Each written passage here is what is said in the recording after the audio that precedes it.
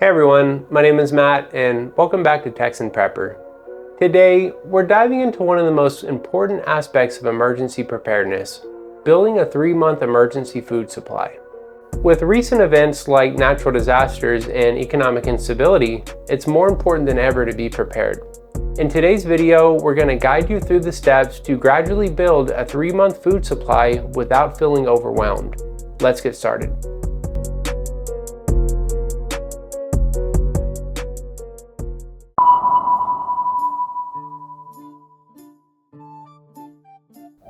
Let's get started with figuring out how much food you actually need. While the human body can survive for quite some time without food, having an adequate food supply is essential for sustaining yourself and your loved ones during an emergency. Starvation can cause many health issues, and during a long-term emergency, you may not have access to health care.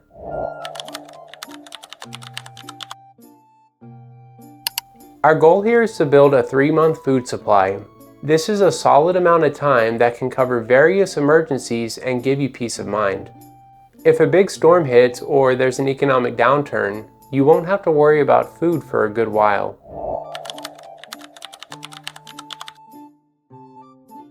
First, estimate the amount of food you will need per person per day. A good rule of thumb is around 2,000 calories per day for adults. Make sure to adjust this based on the specific needs of your household members, like children and elderly family members who might need different amounts.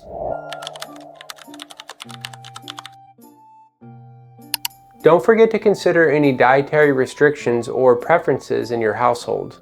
Whether it's allergies, vegetarian diet, gluten-free, or other health conditions, make sure your emergency food supply meets everyone's needs. Also, be sure to stockpile food that you and your family will actually eat and enjoy.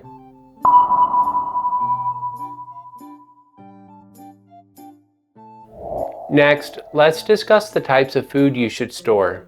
Focus on non-perishable items with a long shelf life to ensure your food supply will last through any emergency. These foods will form the backbone of your emergency pantry, providing essential nutrients and variety.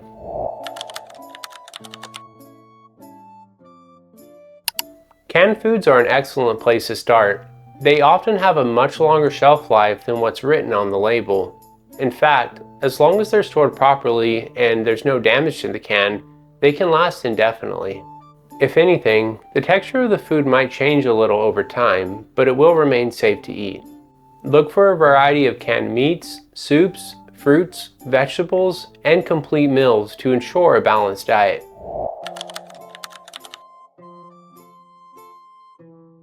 In addition to canned foods, stock up on dried foods for your emergency food supply. Items like beans, white rice, lentils, and peas are not only shelf-stable but also rich in nutrients. However, it is important to note that these foods do require a lot of water and a means of cooking.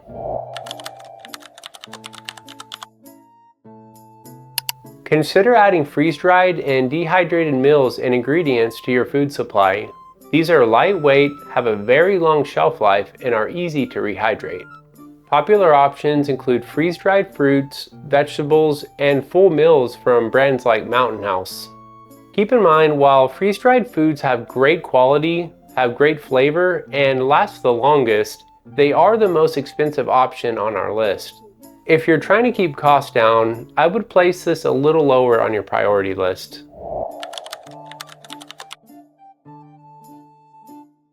Bulk staples like flour, sugar, salt, baking powder, and powdered milk are essential for cooking and baking. These can be bought in large quantities and stored efficiently.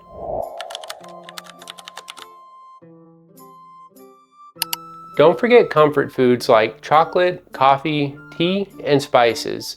These can help maintain morale during stressful times. Having a stash of your favorite treat can be a real mood booster.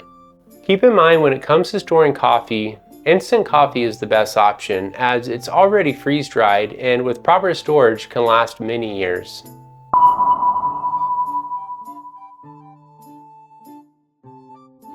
Now, let's look at how to store your food stockpile. Proper storage is essential for maintaining the longevity of your emergency food supply. Storing it correctly can extend the shelf life by years or even decades, depending on the food and the storing method.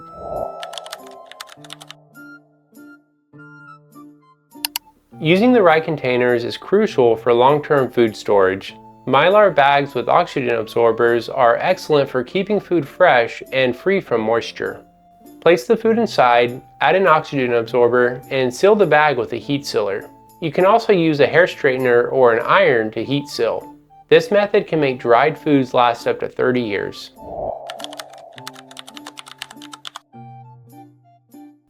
Food-grade buckets are another great option for bulk items. These durable containers will protect the food from pests. You can also use 5-gallon Mylar bags that fit perfectly into the bucket to store your dried goods.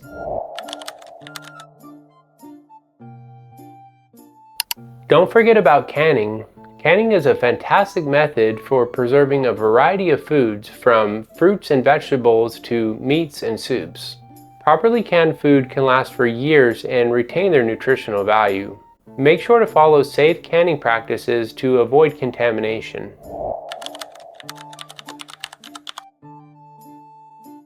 Store your non-perishable foods in a cool, dark area with minimal temperature fluctuation to preserve their quality and extend the shelf life. Ideal spots include pantries, closets, and basements. If space is an issue, get creative and store foods in empty cabinets, on high shelves, and even under beds. Even if you have the space, try to avoid places like the garage, as these tend to fluctuate in temperature throughout the year.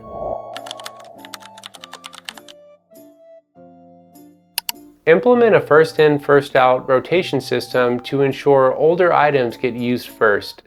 This keeps your supply fresh and reduces waste. Label your items with the storage date or their listed expiration date and organize it to where the oldest items are in the front.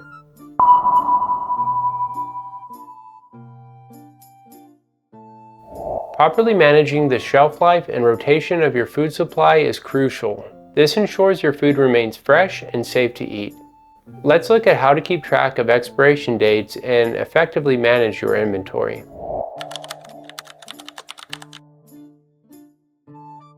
Know the difference between best by and use by dates. Best by dates indicate peak quality, while use by dates are about safety. It's crucial to understand these dates to manage your stockpile effectively. With that said, the types of foods you will stockpile in a prepper pantry will often last many years past whatever date is labeled on them.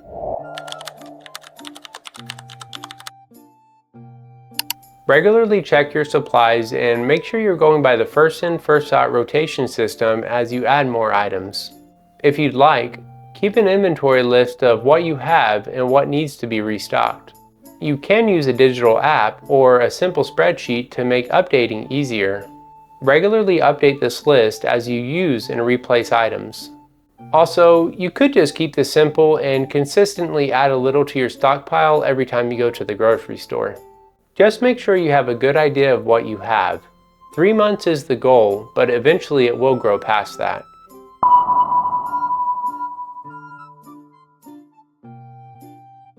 Planning and budgeting are essential for making your food supply manageable. By setting realistic goals and utilizing cost-saving strategies, you can build a substantial food supply without straining your finances.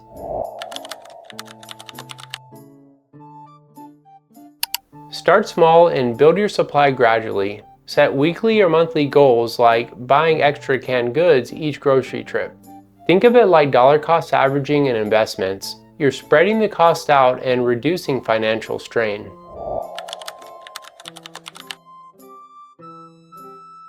Buy in bulk when possible. It's often cheaper and reduces packaging waste. Warehouse stores and online bulk suppliers are a great place to start. It might be worth it to get a membership to Sam's, Costco, or a similar store.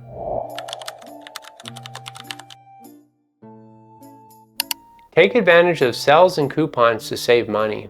Websites and apps that offer coupons and sales alerts can help you find the best deals.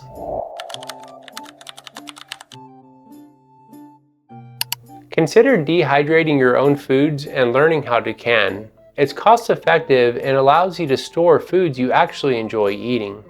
Plus, it can be a fun family activity that will teach your children invaluable lessons about preparing. Even though I would not consider freeze-drying budget-friendly, if you have the budget for one, they are the ultimate food preparation tool. Be sure to combine freeze-drying with Mylar bags and oxygen absorbers to keep food fresh for up to 30 years.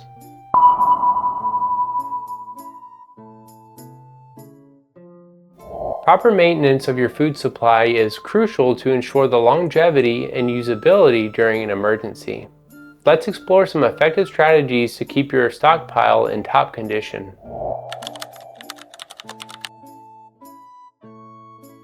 Conduct periodic inspections of your stockpile to ensure everything is in good condition. Feel free to use a checklist to make this easier and more efficient.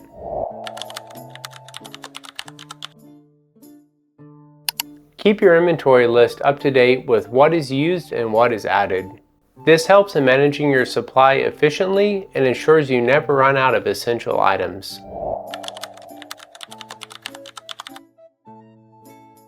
Get everyone in the household involved. This ensures everyone knows what's available and where it's stored, making it easier to manage during an emergency. Turn inventory checks into a family activity to teach kids about preparedness.